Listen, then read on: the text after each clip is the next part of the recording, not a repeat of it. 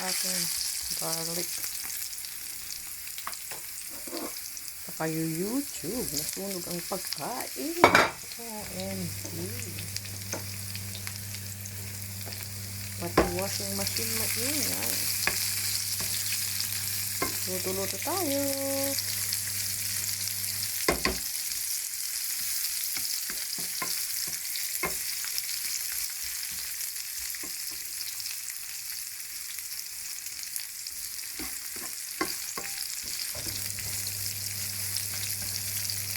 Ayan, mag-fry tayo ng ampalaya na may itlog.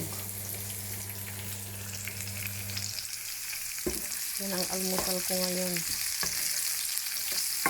Tapos,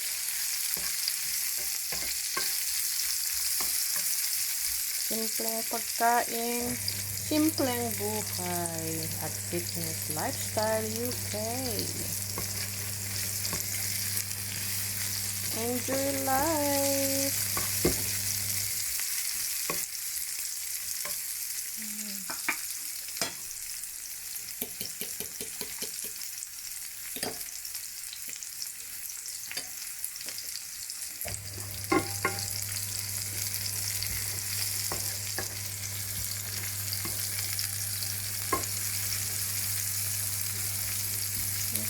Gusto ko half-cook lang yung ampalaya para malutong.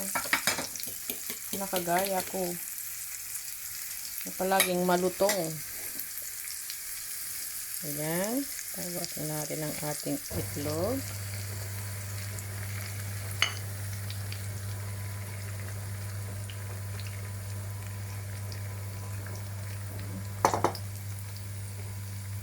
Luto-luto na.